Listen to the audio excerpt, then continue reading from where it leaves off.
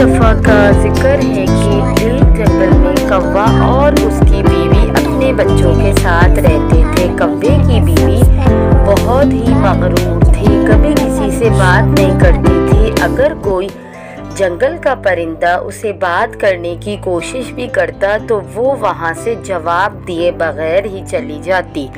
लेकिन कौवे के बच्चे हमेशा दूसरे परिंदों के साथ खेलना चाहते थे, लेकिन उनकी माँ कभी उन्हें इजाज़त नहीं देती। बच्चों वापस आ जाओ, मैंने तुम लोगों को कितनी दफ़ा समझाया है कि दूसरे परिंदों के साथ ना खेला करो। तुम दो हो, आपस में ही खेला करो। कभी कभी मैं तुम लोगों को कहानियाँ सुना दिया करूँगी, लेकिन इनके बीच किसी दूसरे परिंदे को ना आने दिया करो।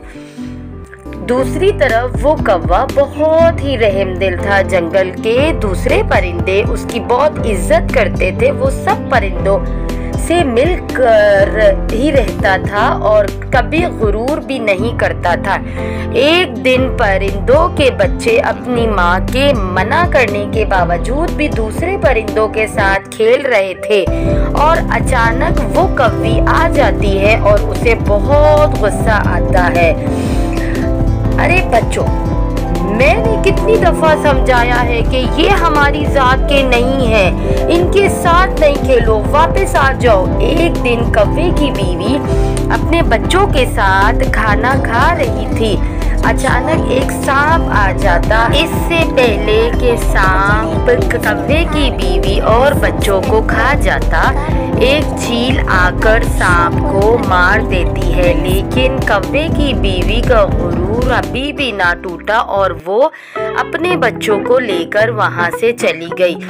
ये सारा मामला एक चिड़िया देख रही थी। उसने चील को बोला, ये कौवे की बीवी ने अच्छा नहीं किया। जब भी उसे हमारी मदद की ज़रूरत पड़ेगी तो हम उसकी मदद नहीं करेंगे। एक दिन वो कौवी अपने बच्चों के साथ आउटिंग के लिए गई और वहाँ उसकी आँख लग गई। माँ को सोता देख वो दोनों बच्चे खेलने निकल गए। जब उनकी माँ सोकर उठी तो बहुत परेशान हो गई ये देखकर कि बच्चे मौजूद नहीं हैं। ये क्या, मेरे बच्चे कहाँ गए?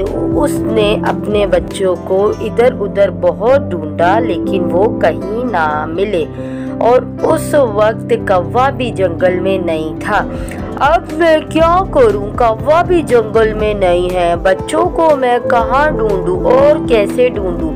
शाम होने वाली थी, इसकी परेशानी और बढ़ गई। वो बच्चों को ढूंढती हुई चिड़िया के पास गई और पूछा, अरे चिड़िया, क्या तुमने मेरे बच्चों को देखा है? चिड़िया को यकीन नहीं हो रहा था कि ये कौवे की बीवी है जो मुझसे बात कर रही है। अरे नहीं, मैंने आपके बच्चों को नहीं देखा। चिड़िया का जवाब कर वो उदास हो गई और तोते मियाँ के पास गई और पूछती है, भाई तोते, मेरे बच्चे आपके पास खेलने आए थे।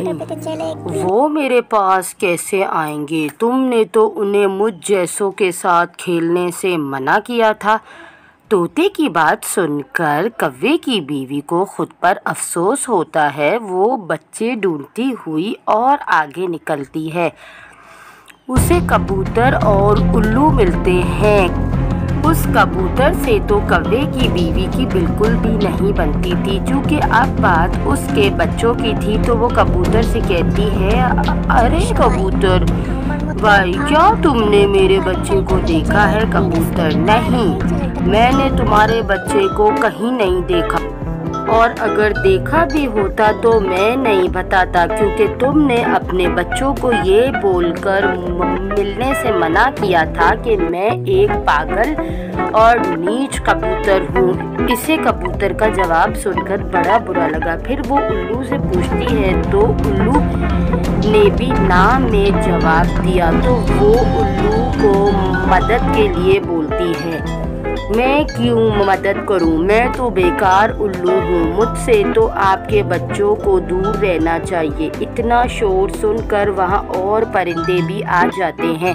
और वो कव्वी फिर सबके सामने रोने लगती है और उसे एहसास हो जाता है कि वो कितनी मगरूर और घमंडी है।